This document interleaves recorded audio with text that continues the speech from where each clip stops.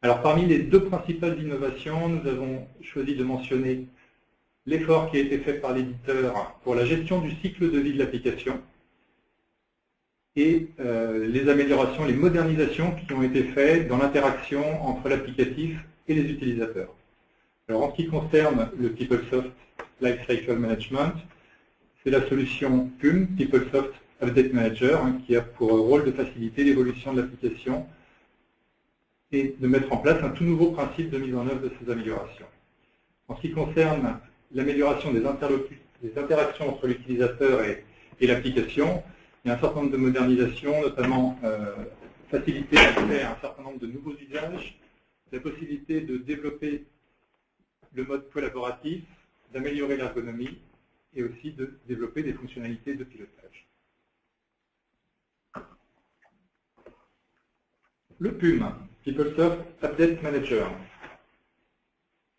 Alors il répond à une véritable nécessité de pouvoir mettre en œuvre simplement de nouvelles fonctionnalités qui sont mises à disposition par l'éditeur.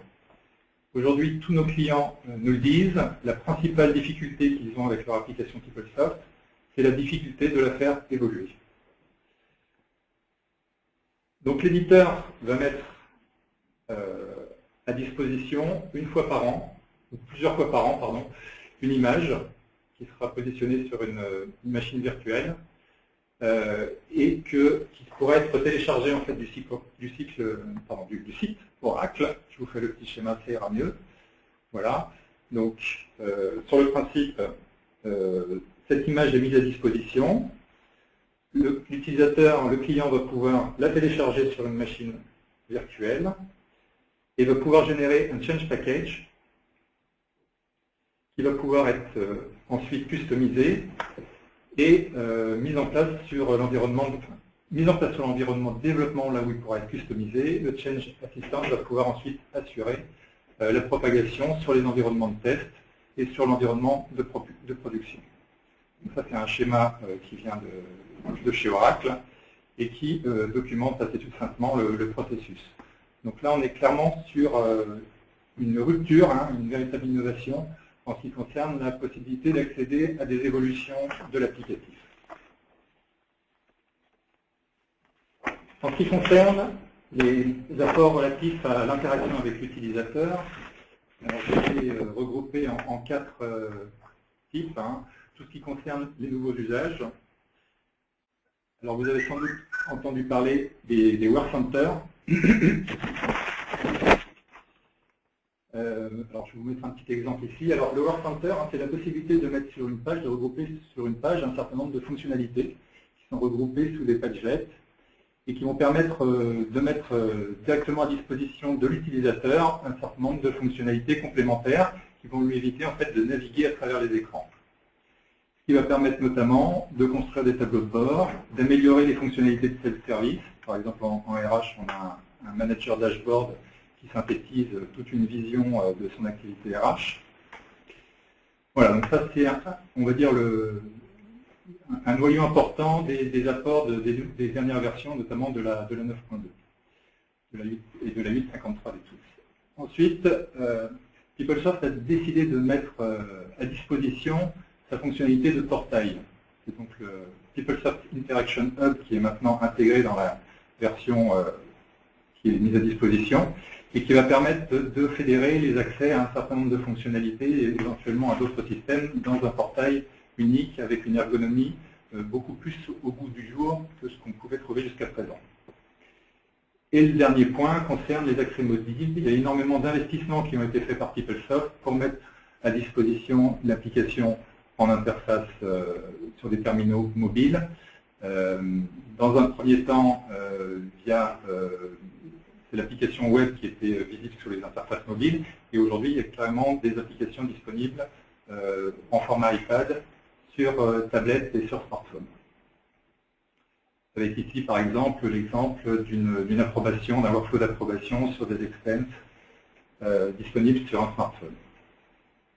Donc ça concerne les nouveaux usages. En ce qui concerne le collaboratif, alors le workflow, les alertes, les tâches, ça existait déjà dans les versions anciennes. Ça a été particulièrement amélioré dans le sens où aujourd'hui il y a beaucoup moins de développement nécessaire et que c'est totalement configurable aujourd'hui dans l'applicatif. Et on va retrouver des possibilités de mettre sous forme d'organigramme. Alors, pour un organigramme de ressources humaines, par exemple, ou une hiérarchie ici que je vous ai positionnée relative à des fournisseurs. D'autres améliorations, le Global Search, donc un outil un nouveau moteur de recherche, à facettes, dit à facettes, donc c'est le moteur Verity qui a été remplacé par le moteur SES, Search Enterprise Services, qui offre beaucoup plus de services et qui permet de faciliter la navigation pour un utilisateur qui n'a pas trop l'habitude d'aller dans les écrans, ce qui lui facilitera la recherche soit d'un dossier, d'une donnée, voire même d'un menu, d'un écran, etc. Donc c'est vraiment un outil de recherche global qui va faciliter la navigation. Je vous ai représenté ici un exemple de processus guidé. Donc c'est la possibilité de représenter sur un écran un enchaînement d'activités que l'utilisateur va devoir mener pour arriver à un résultat. C'est aussi une nouveauté. En ce qui concerne le pilotage, l'arrivée des pivot grids, donc c'est une représentation graphique d'une requête dans laquelle on va pouvoir activer des filtres, modifier les filtres, donc il y a de la personnalisation au niveau des filtres, la possibilité de faire du drill down et la possibilité d'exporter des données vers un tableur. Donc on va retrouver ces pivot grids sous la forme de pagelets qui pourront compléter, le cas échéant, un workcenter et ainsi permettre de construire des écrans de pilotage assez simples et assez accessibles pour un utilisateur. Une représentation d'un pivot grid dans un workcenter avec un chart. Et ce n'est pas tout, donc les évolutions continuent. La 8.54 des People Tools sortira à l'automne et continue dans cette voie-là, c'est-à-dire que Oracle va continuer à investir sur tous ces aspects de modernisation. On parle aujourd'hui de fluid interface, c'est le terme consacré par PeopleSoft, qui est en fait la récupération du terme anglo-saxon consacré au responsive design, donc au web adaptatif si on utilise le français, qui va permettre en fait à un utilisateur d'accéder à ces transactions aussi bien sur un ordinateur que sur une tablette ou sur un smartphone. Donc il y a énormément de développement, d'investissements qui sont faits sur ces différents sujets. Voilà, ce sera tout pour les apports. Et je passe la parole à Farid qui va reprendre la démarche de montée de version. Okay, merci Olivier. Alors juste restez attentifs sur les invitations que vous recevrez dans les prochaines semaines, puisque sur les 8.54, donc les People Tools 8.54, nous allons faire une petite synthèse avant même leur mise à disposition par Oracle. Une petite synthèse que nous partagerons avec vous sur eh bien, la promesse d'Oracle sur ces 8.54 avant leur sortie, pour savoir à quoi vous attendre. Et puis, nous referons un webinaire dès lors qu'ils seront disponibles pour partager avec vous eh bien, le retour d'expérience sur leur implémentation. Alors, pour parler de la démarche de montée de version, j'ai déjà évoqué le sujet un peu précédemment. Quelles sont les motivations aujourd'hui d'un utilisateur, d'une entreprise qui utilise PeopleSoft pour upgrader? Probablement certains d'entre vous sont dans ce contexte-là. Eh bien, c'est tout simplement une application qui est en fin de vie. Et comme elle ne sera plus maintenue par l'éditeur, eh bien, le projet devient urgent et la volonté de mener un projet d'upgrade ou de montée de version rapidement se fait sentir en fonction des échéances de support, en fonction de la version dont vous disposez, le support assuré par l'éditeur. Mais en fait, il y a un autre élément qui, lui, devrait être beaucoup plus prégnant dans les motivations d'un projet d'upgrade. C'est tout simplement que vous puissiez tous bénéficier de ce que vous financez tous les ans avec la maintenance éditeur que vous payez.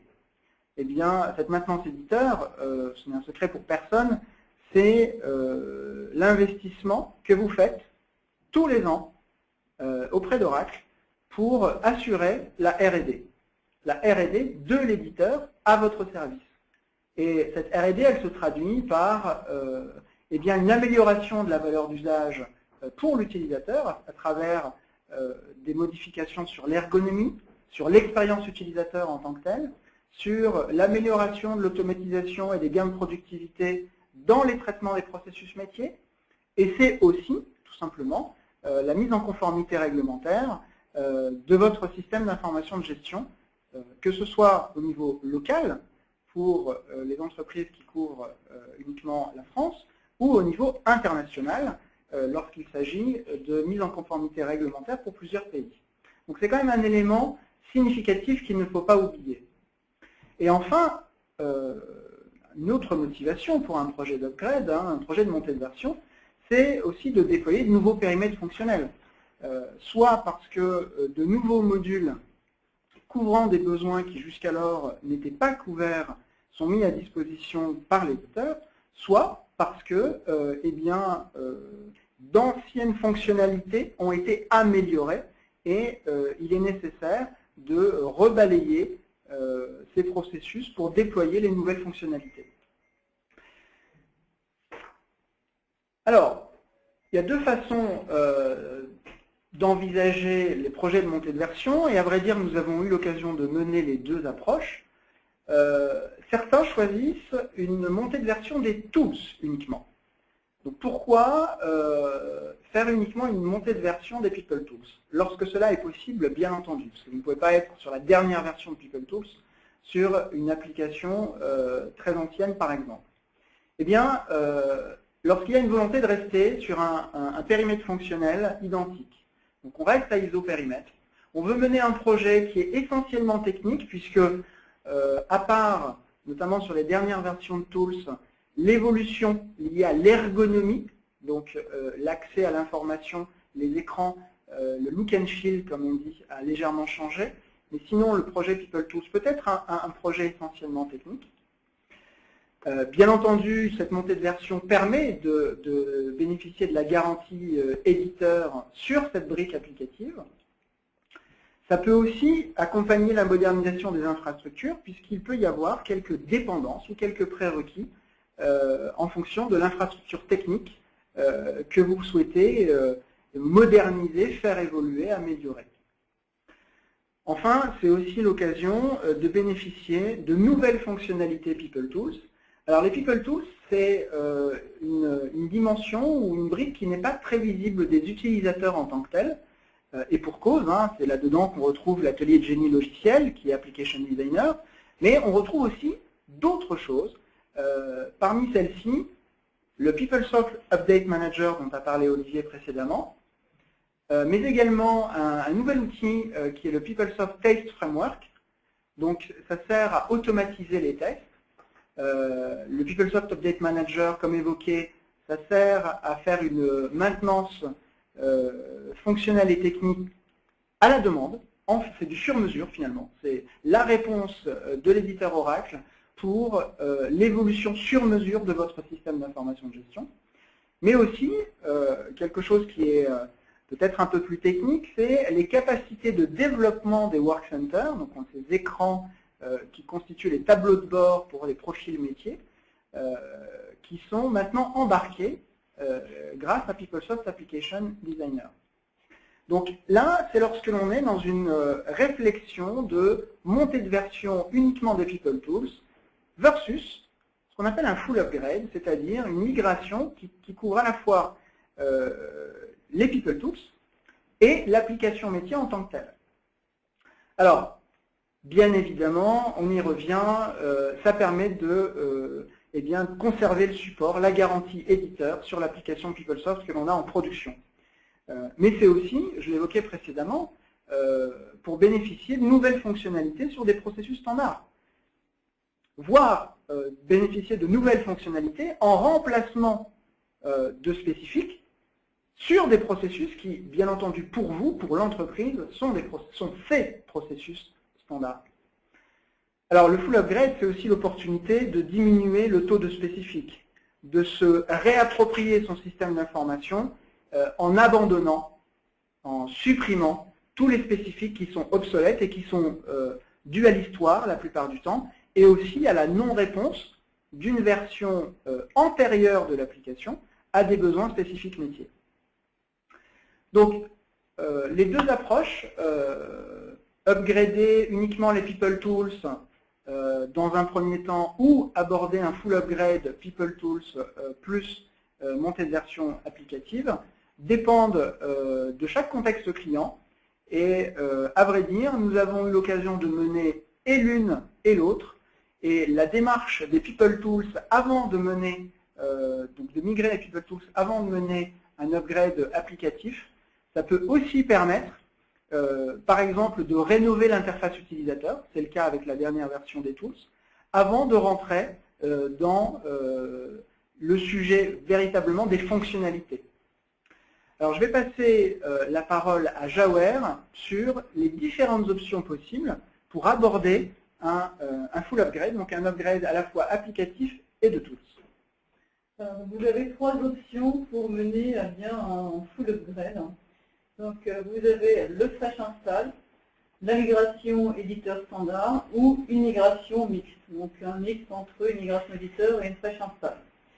Alors vous verrez qu'en fonction de vos contextes, il n'y a pas de bonne ou de mauvaise solution. C'est vraiment lié à votre contexte et à votre existant. Alors, en ce qui concerne le fresh install, donc on a essayé de faire un graphique pour vous expliquer comment fonctionnent les différentes options. Alors, en ce qui concerne une fresh install, vous avez votre existant. Et sur cet existant, dans quelle mesure on va préférer une fresh install? Donc, dans quelle mesure on va préférer une fresh install? C'est plus particulièrement quand vous êtes vraiment dans une ancienne version. Et quand il est nécessaire de faire des sauts de version supérieures à 2. Et lorsque vous avez une volonté de refonte de votre système d'information. Alors quand on va aborder une fresh install, c'est tout simple, hein, on va quand même récupérer donc votre système d'information. Donc il est composé en deux parties. Vous avez votre base de données et vous avez également votre système d'information, le standard, les personnalisations que vous avez pu apporter et vos spécifiques. Première étape qu'on peut avoir, hein, donc, que font certains intégrateurs, c'est que dans la mesure du possible, on fait quand même le upgrade de tools pour pouvoir avoir la possibilité de récupérer des spécifiques existants et de ne pas tout redévelopper. Quand une version est trop ancienne, effectivement, on va plutôt installer tout simplement une version cible, donc une nouvelle version totalement vierge, une nouvelle installation par exemple de la 9.2, avec un SGBD effectivement standard, donc un environnement vierge. Ensuite, cet environnement, il va y avoir une étape de redéveloppement. Donc le système, donc il va y avoir une étude de feed gap analysis, de retravail du système en fonction de votre volonté de refonte. Donc il va y avoir dans une première étape du redéveloppement. Et ensuite, suite à ce redéveloppement, il y a une phase obligatoire de reprise de données. Alors vous avez deux types de reprise de données, effectivement. Donc une qui est à moindre coût, qui consiste à reprendre les à nouveau, donc la balance et les soldes clients et fournisseurs. Et une autre reprise qui est une conversion totale de votre historique, qui est un peu plus complexe, parce qu'elle va consister quand même à récupérer les différents programmes de conversion de données de l'éditeur pour vous permettre de convertir votre système dans la version cible. Quels sont les bénéfices d'une telle démarche? C'est tout simplement que, bon, effectivement, la version est trop éloignée.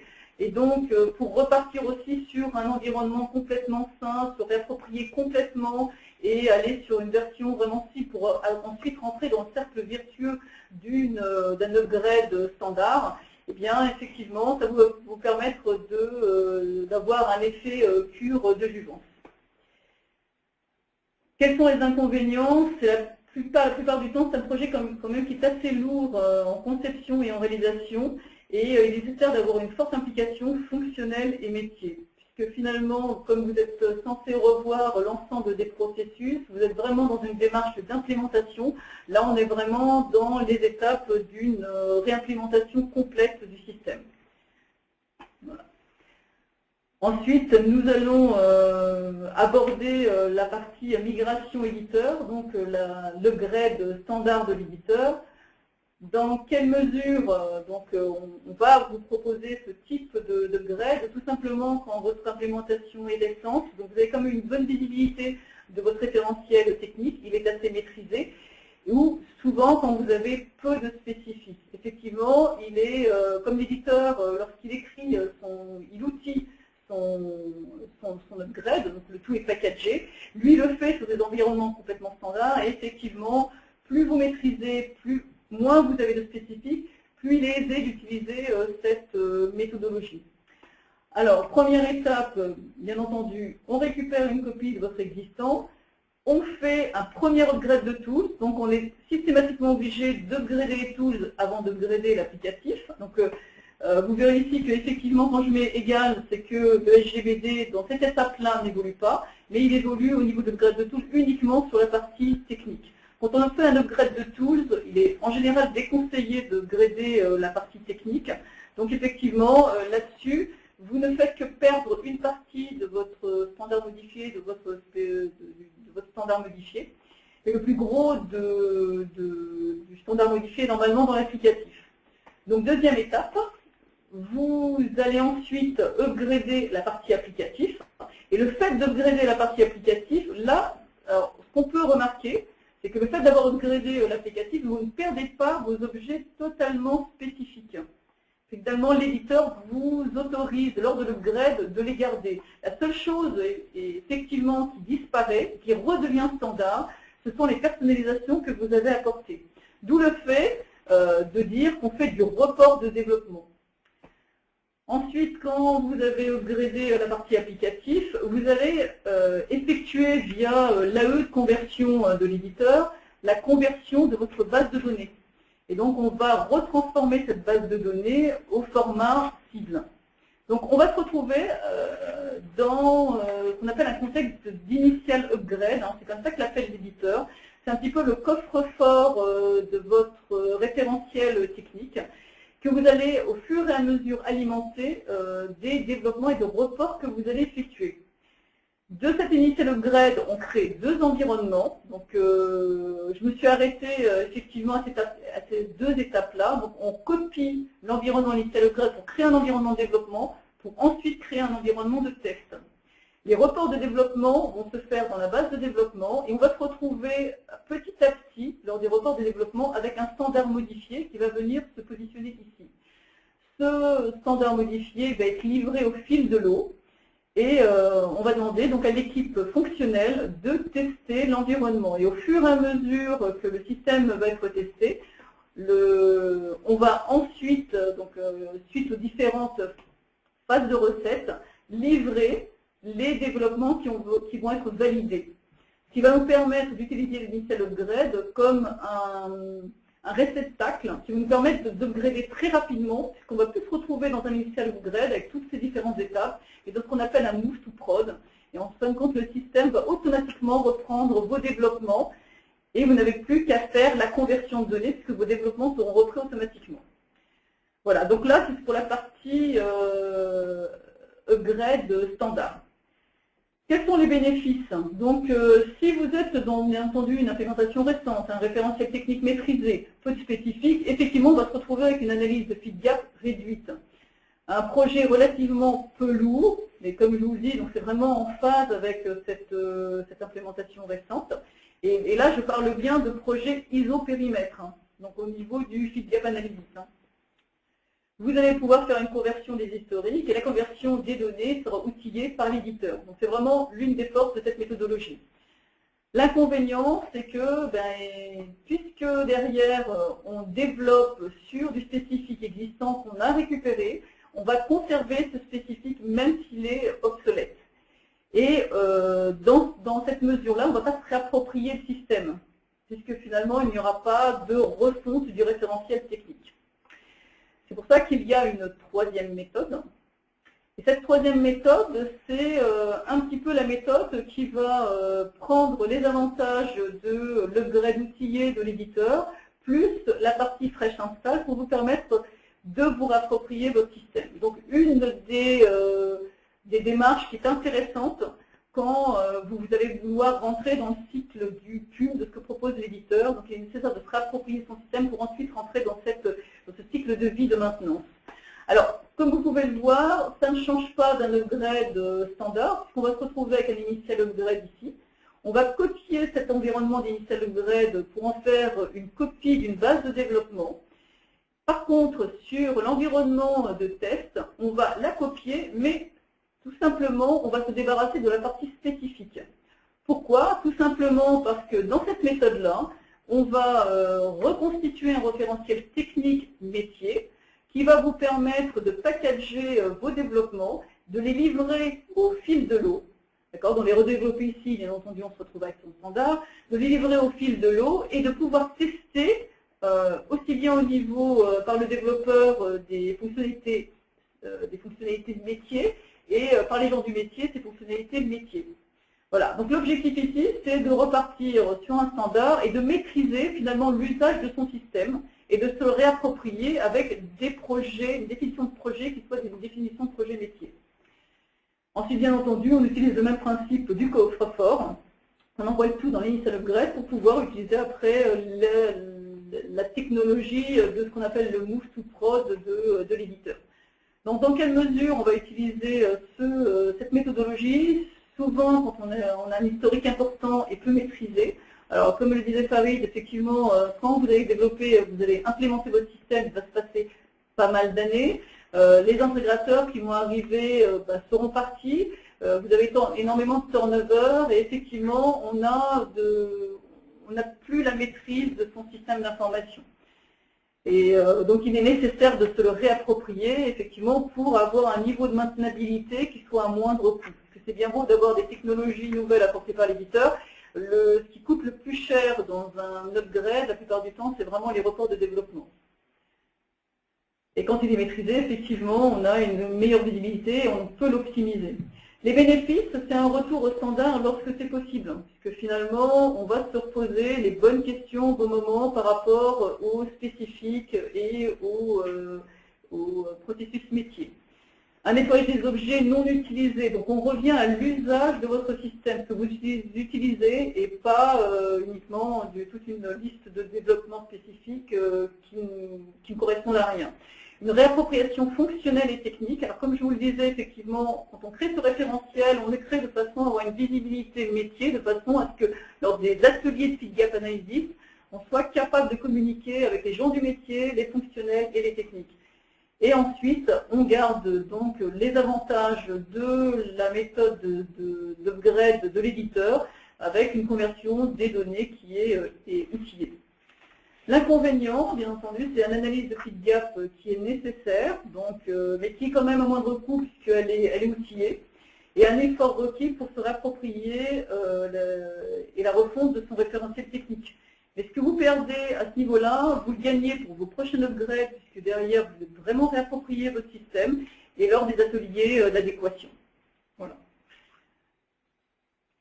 Et ensuite, on vous a resynthétisé ici donc, les différentes méthodes. Alors comme j'ai pu vous l'expliquer plus haut, il n'y a pas de meilleure ou de mauvaise méthode. C'est vraiment au niveau de votre contexte et de votre existant que vous allez décider finalement d'utiliser plutôt une fraîche install, plutôt une migration purement éditeur, ou alors passer directement vers une migration mixte. Donc là, je vais laisser la main donc, à Farid.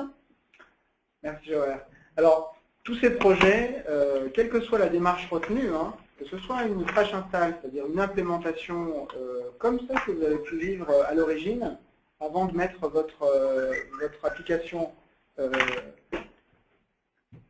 en production, eh bien, les différents écueils vont toucher 4 principales dimensions. Les principales dimensions, c'est la gestion du périmètre du projet, les ressources, le budget et le sponsorship. Alors, le périmètre, c'est l'un des écueils, c'est d'envisager un projet de montée de version comme un projet purement technique.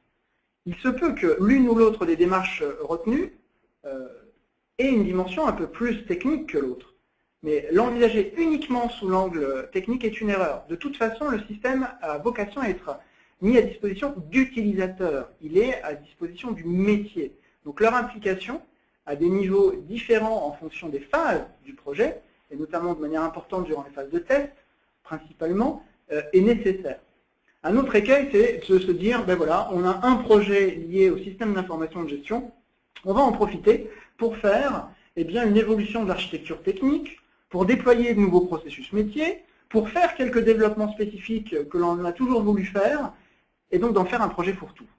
Et le projet fourre-tout, c'est le meilleur moyen de générer du risque supplémentaire sur le projet et de ne pas tenir son budget.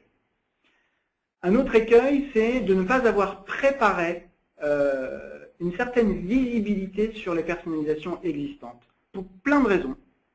Perte de documentation, perte des ressources, etc. Et bien ne plus avoir la connaissance des adaptations, des spécifiques qui ont été apportés à votre système d'information de gestion. Or, dans une démarche d'upgrade, dans une démarche de montée de version, ces objets, ces fonctionnalités, pour parler métier, eh bien, il faut se poser la question de savoir si on doit les maintenir ou pas, et si elles sont spécifiques ou pas. Parce que si elles sont spécifiques, elles ont un traitement particulier. Enfin, un autre écueil, c'est d'avoir un périmètre qui fluctue au gré du projet, et donc d'être sur ce que j'appelle les sables mouvants. Hein. On a un cadre de référence, mais finalement, on le modifie tout au long du projet avec le même planning et le même budget. Donc, c'est le meilleur moyen, encore une fois, de se créer des conditions qui ne sont pas des conditions de réussite. Sur les ressources, un écueil sur les ressources, c'est de surcharger les équipes qui existent déjà.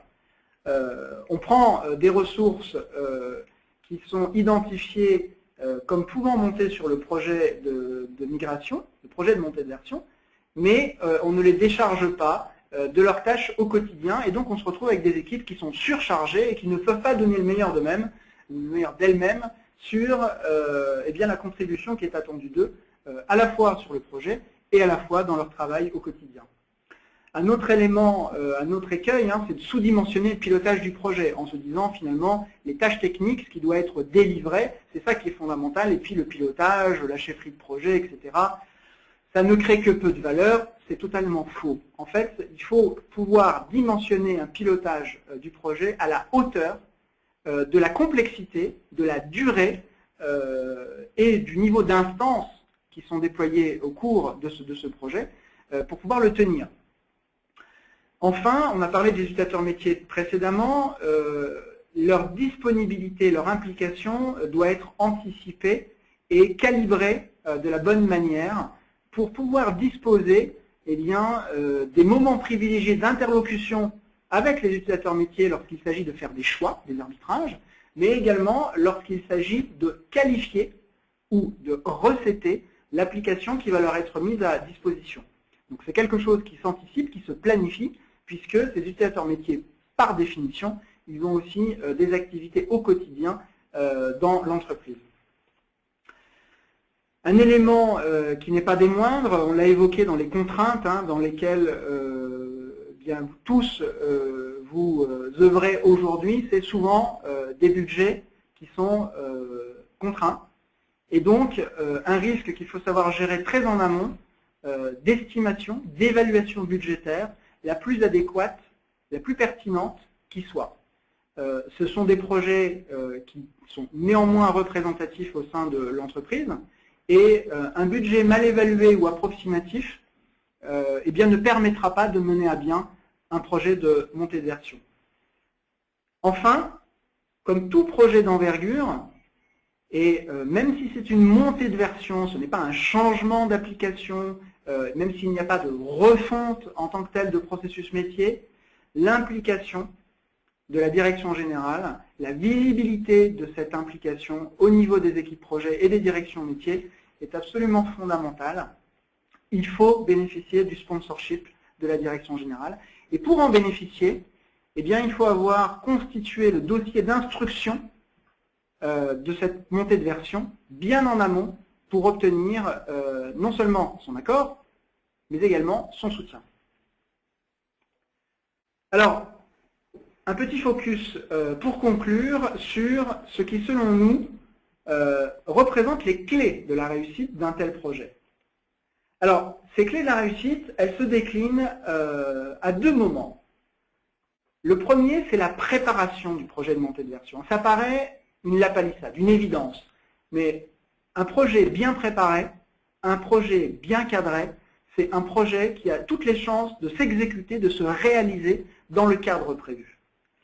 Et pour ce faire, eh bien, il y a plusieurs façons de s'y prendre.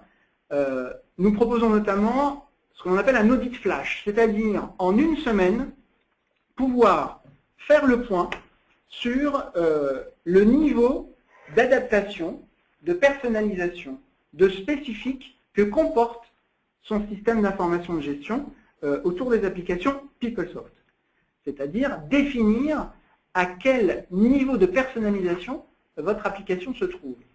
Et également, en sortie de cette semaine, d'identifier une recommandation sur la démarche adaptée.